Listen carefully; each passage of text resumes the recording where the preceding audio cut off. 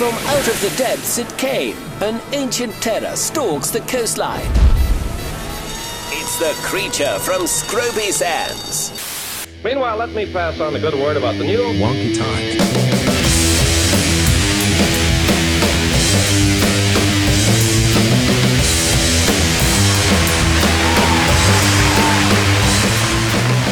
Hey, wonky people, it's Matt Sterner, your host. Actually, I'm a co-host today.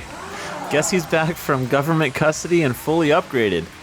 That's right, I'm talking about RoboBrian. No way. Brian, are you there? Oh shoot, let me start him up 1 second. Almost. Okay, there we go. Brian, say hi to your listeners. Hello there, humans. For those of you who remember RoboBrian's voice, it's a little different now, but, I kind of like it. Yes, as so do I. And you somehow sound nicer. I'm stuffed to the brim with kindness. I am knee-deep with all things nice. Wow, cool, okay. Get a load of me. I'm nice. Over the past few months, I soldered some loose ends, tightened up a bunch of bolts and nuts. Your hinges are oiled. Cool. Your levers are levered. Thank you. And you're ripping. Yes, you've really polished my insides. You're ready to go.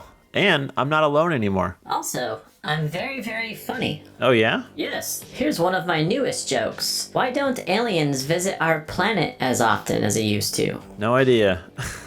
Because they've read the reviews. 1 star.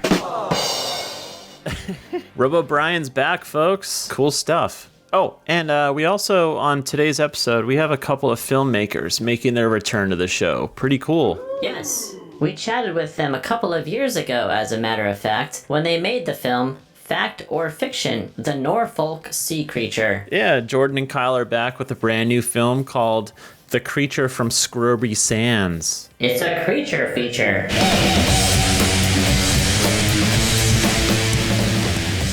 Yeah, welcome to the show, guys. Introduce yourself. I mean, we already kind of did that, RoboBrian, but For bolts and giggles. I guess go ahead and for Brian's entertainment, please. Hello, my name is Jordon Thomas-Sendel.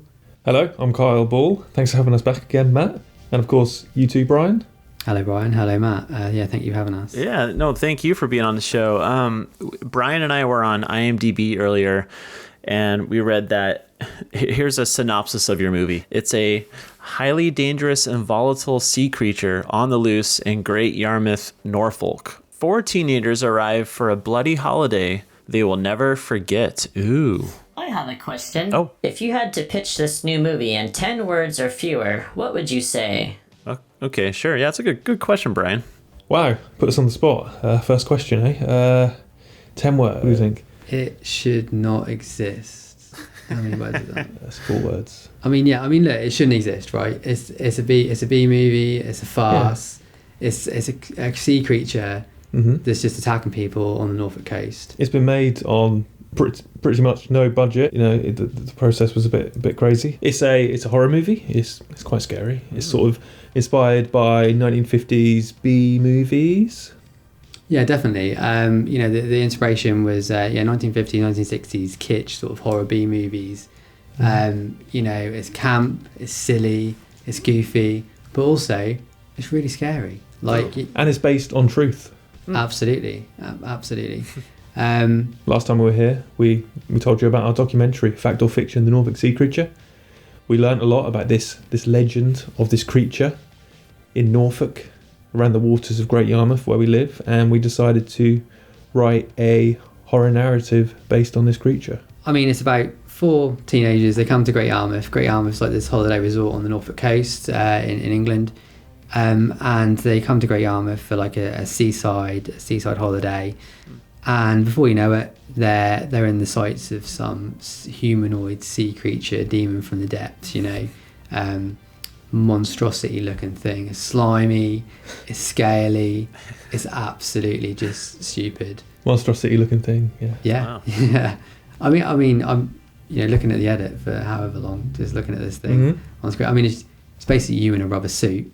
Don't tell them that. Oh, spoiler. You ruined the magic. But I think at the end of the day, they're haunted by this older man who's telling them all to stay off the beach. You got these Norfolk locals who are very wonky, they're just, the whole place. Norfolk is Great Yarmouth from Norfolk is a very wonky place. It's very inspired by the British seaside sort of aesthetic that you'd get in like the 50s and 60s. And British comedies as well, I think. Yeah. Absolutely. But also maybe like no budget. Like we've had like zero budget. Yeah, it was hard. I mean, what little budget we did have went on like, bottles of ketchup.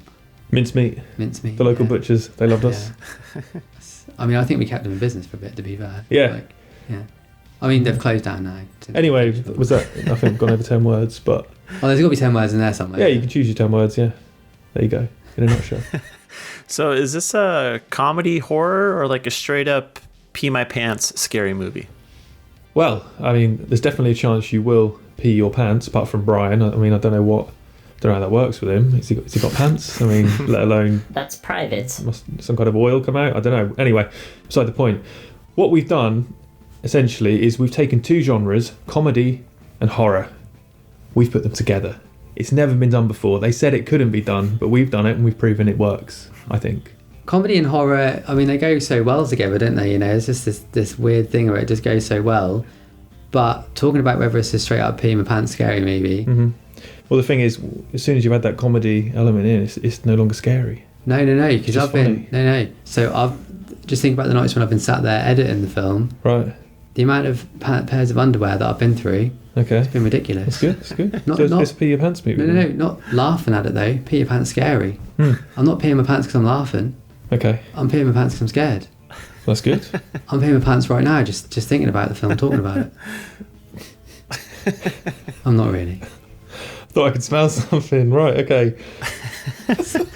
And, there's plenty of good scenes in the movie, but if there's one scene that you're most proud of, which one would that be and why? I mean, I'm ashamed of it, to be honest. I mean... Why?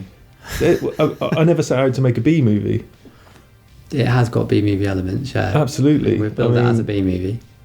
I think at the end of the day, that's the vibe that we went for. Mm-hmm. And you've got some questionable line delivery in some questionable, scenes. Yeah. Questionable indeed. Anyway, proud of. What are we proud of? I think I'm really proud of all those shots of the creature in action. Yeah, so, for example, like we call them. We've got a thing. We call them the Jim Henson shots. Mm-hmm. So anyone's familiar with Jim Henson's work, all the Muppets and stuff. What are you laughing at? Nothing. Go on. But anyone might be familiar with Jim Henson stuff, and that you get, as I say, Muppets and Crystal Maze. No, the Dark Crystal. Sorry. That's the one. Yeah. The Dark Crystal. Our creature costume, we spent most of the film, I was running about wearing this costume. It's like how would you describe it? It's like a Halloween costume basically, but the film's in black and white, so it looks really convincing. It's a really good costume. So it's like a synthetic rubber mask that looks something like the creature from Black Lagoon, sort of. It's developed by... I haven't seen it. It's a company in... the creature from the Black Lagoon. Probably should have watched it before you made the film. Anyway, continue. But it's made by this American company, and they do some great costumes and killer costumes. But yeah, this costume, it doesn't have bottoms, it's only got the top, so I'm wearing it, prancing about, eating people.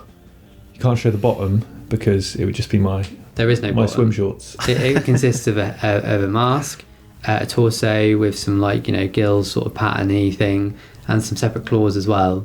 Yeah. And it's all we've got stapled on. We had to staple the mask, which is a nightmare when you're underwater because it fills up and nearly drowns. Oh, you nearly drowned a couple of times. Yeah. But anyway, we discovered it was really convincing when we actually took the mask off and kind of used it as a puppet, covered it in shower gel, ketchup for blood, things like that, and suddenly it's actually quite convincing. Scary almost. Yeah. We had a couple of shots basically where you've got your characters, they get mauled by the creature. You've got blood and guts everywhere, which is mincemeat and just ketchup being squirted about. Yep.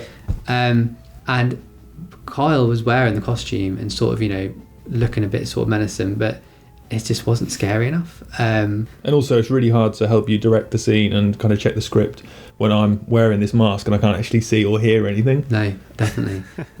So we decided, as I said, Kyle said, we decided to take the mask off, and Kyle would then have it on his hand.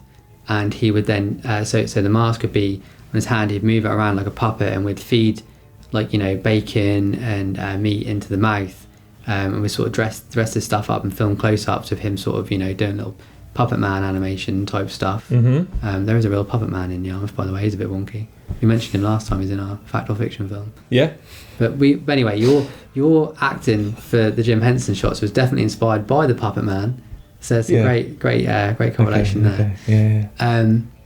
And it just seeing that on screen was just brilliant. Like seeing how, I think personally, how convincing that looks. The stuff we did with you using that, I think. Yeah. So particularly without spoiling the film, but any scenes where you see the creature sort of mauling someone or being a bit sort of animated, I think we've kind of nailed that. I think. Yeah, we're proud of those shots. Yeah, very proud. It's really good. There's things we'd do differently now, but I think considering the limitations we had in not showing a bottom half and not having much of budget for prosthetics for a creature or anything like that, I think I'm really proud of those animated shots, those Jim Henson shots. And if you haven't seen Jim Henson's work, then check him out because he's really good. I mean, yeah, a lot of us grew up on Jim Henson, and not everyone knows how easy it is to make those puppets look real. But what are some of your favorite scary movies? I always used to be really scared of Gremlins as a kid. Gremlins? Gremlins. I remember I couldn't sleep at night. I was up all night worried the Gremlins were going to get me. You can't feed them after midnight. I'm being serious. That's crazy. I mean, we're talking about films that actually scared you. Return to Oz. Yeah. You ever seen that? Yeah, it's quite creepy, isn't it? It's horrific. Absolutely horrific. You seen Munchkins? I mean, I don't know who greenlit that. That's absolutely mad. Gremlins and Munchkins. There we have it. Some of my favourite horror films, though, one of my favourite ones, American Werewolf in London. Oh yeah. We're very much fans of practical effects, so that is just one of the best. I think one of the best horror films I've ever seen. It's weird that we didn't watch. People would probably watch our film and think we were heavily inspired by that, but we didn't actually watch it until we watched it recently, didn't we, for the first time? Oh yeah, literally. So midway through the filming, we've got a couple of comments who are like, "Oh, this is a bit like Miracle from London. This is a bit like American." Thinking, what the hell's that? Never heard of it. Yeah. So then we went out and watched it to see how much we'd ripped off from it, and then we're like, "Oh, actually, basically the same film." Sort of. Not as good, though. No, not as good. Not as good as ours. I'll let you do it. We'll let the audience be the judge of that, and they probably won't believe that we hadn't seen it before either. But there we go. But yeah, some of my favourite horror films. So The Blob, American Werewolf in London. What else is my favourite horror? I think the scariest film I've ever seen is probably Threads, which is about the nuclear annihilation of the UK and what would actually happen if we all suffered an atomic blast, and we'd all just end up living on rats and having to grind grain to make bread with our lives, and it's pretty horrible. No, we watched that. I don't know if anyone's seen Threads. Threads is on BBC. Genuinely the scariest film. Do you get that where this is going out? I've ever seen. They get the BBC around the world. I think so. Yeah, of course. The BBC. Everyone's got that. Mm-hmm. Yeah, we do. But yeah, that was actually genuinely horrifying, and I felt sick for a week after watching it. No, I didn't talk to anyone for a week after we watched that. No, I didn't. No. I see the point of going on, to be honest. If you haven't seen Threads, do check it out because it's absolutely... No, don't watch it. It's not worth it. I mean, you won't be able to live you won't feel the same about life ever again if you watch that film. But also, talking about favourite horror films as well, Alien. Literally, Alien's always been one of our favourites. All-time favourite. I mean, again, when we in the early days of when we were coming up with the way the creature moved, that was very much inspired by we can't show this creature because we haven't got a bottom half for it and all the rest of it, and we can't do this and the other. So we're very inspired by the 1979 Alien. Don't show as much as you can and have it sort of in the shadows and lurking about. And some of the movements that it's got as well is very inspired by that. But we also love our series as well, don't we? Dark British comedies like Inside Number 9. We love Tales of the Unexpected, things like that. League of Gentlemen. So there's been a lot of inspiration from things like that in a horror film as well. Because I don't know if people realise, but a lot of those 80s, 70s, and 80s British TV shows, like the Hammer horrors, for example, as well. The Tales of the Unexpected, Roald Dahl's Tales of the Unexpected, are quite horrifying. I don't know, something about 80s British horror that's just just beautiful, you know. It's like almost like just like, I don't know, like just poetic. There's something about that kind of style of, like, I don't know, I'm fascinated by it. Absolutely fascinated by it. You know, and on this topic, I think there needs to be more films about Bigfoot. You know, that hairy beast needs some more screen time. Oh, I agree. What about you guys? You guys gonna make one? We've actually got our own Bigfoot here in Norfolk, Oh, haven't we? Well, sort of Norfolk, Suffolk. It kind of roams. Some people call it the Suffolk Sasquatch or the Norfolk Bigfoot. But we're actually planning on making a sequel to this film. nice. And we're going to call it The Creature from Scroby Sands versus the Norfolk Bigfoot. That's mental. It's a title that isn't confirmed yet, but that was our plan for the future. What do you mean that's mental? That's actually mental. What do you mean? We talked about The it. Creature from Scroby Sands Versus the Norfolk Bigfoot.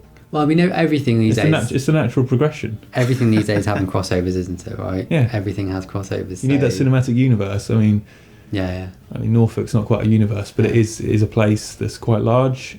It's one of the larger counties in the UK, I think. Well, why don't we just approach Toho and get Godzilla in it as well then? Well, there you go. Exactly. No, but we need to build this cinematic universe. So you've got your creature, sea creature. You've got your Bigfoot, and maybe something else later on. But one at a time, and they've got to cross over. I would like to make a film about Bigfoot. I think. I think I'd like. I mean, we do have our own. There's sightings of a Suffolk Sasquatch here, so I don't know whether it's like, are they like a family of like Bigfoots, big feet? Is that a thing? Wonky Times will be right back after this short commercial break. I like to do it on the couch. I like to do it with my husband. Heck, sometimes I do it when no one's looking. Anywhere works for me. Introducing the Wonky Times Hotline. It's so much fun. You can do it anywhere. No way. Yes, anywhere. Your couch, your car, your backyard. Call us, leave a voicemail, and maybe you'll hear your message on the next podcast episode. Dial 615-669-8240. Strange stories, spooky tales, and all things wonky just waiting for your voice. Again, that's 615-669-8240. Don't wait, get wonky today.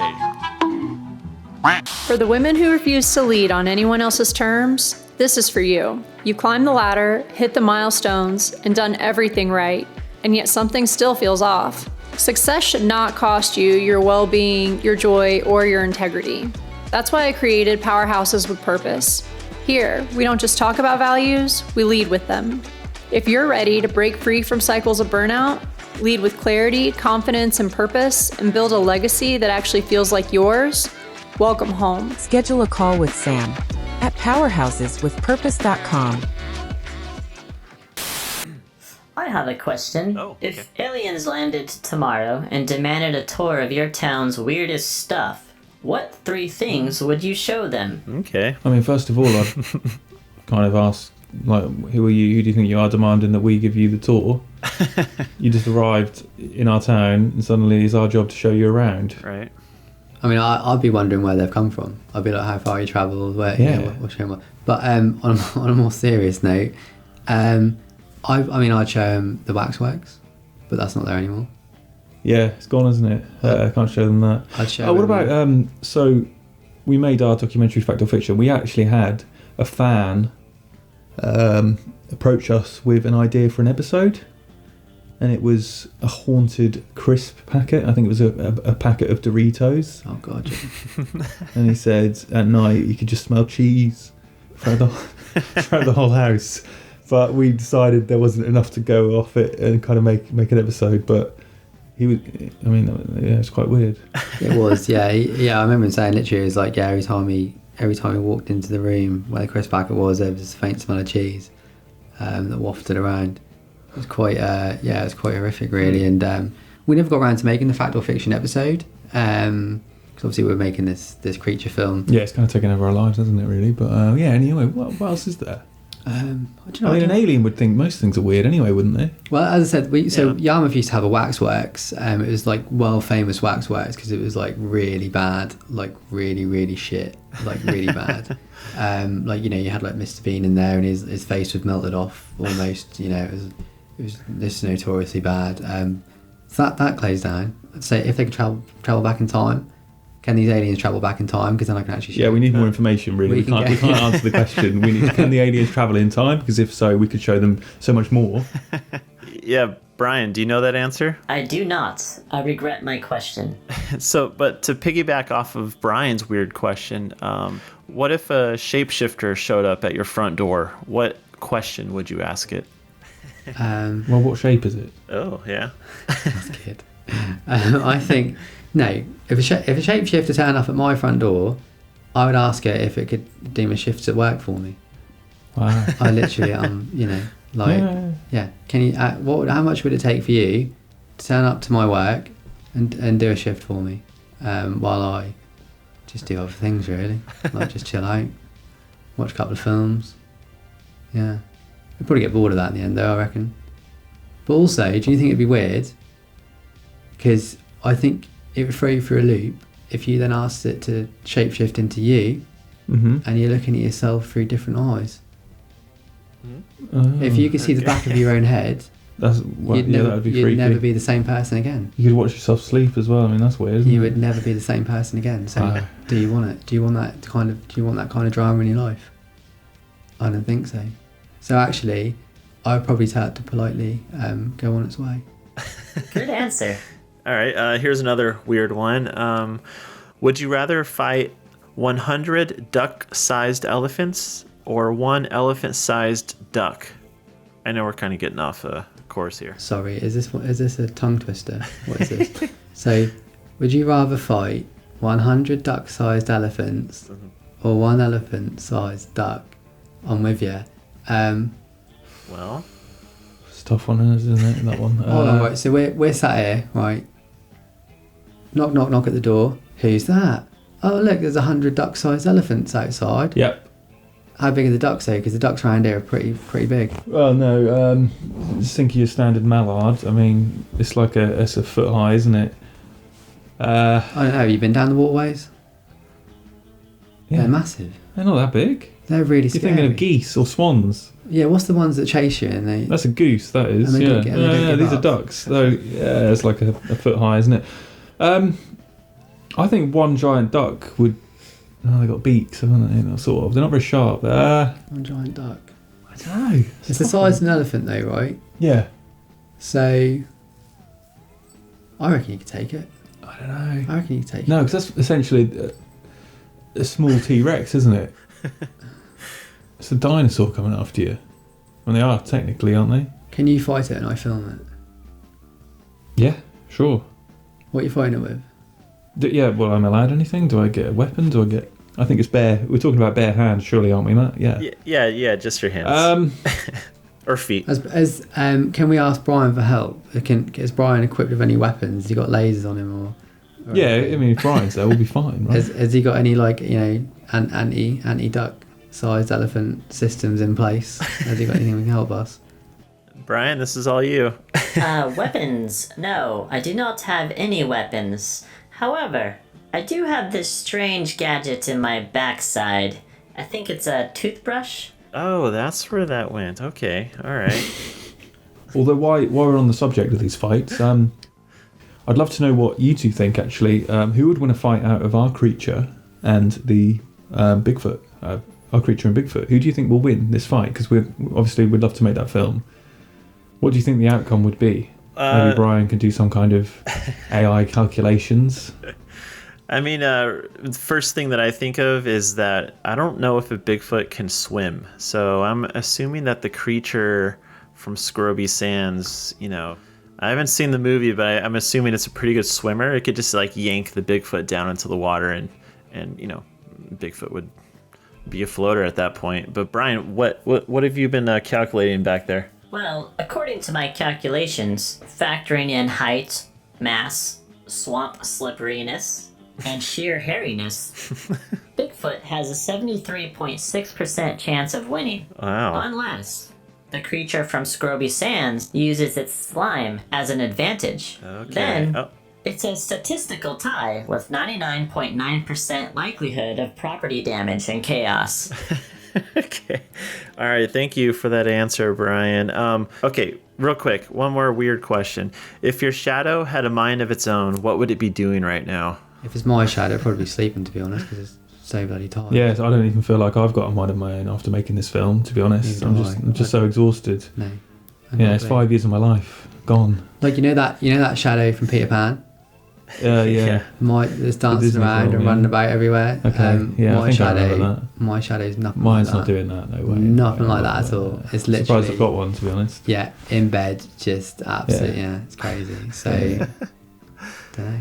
Yeah, I go to bed at night and my shadow's only just getting up. Stupid.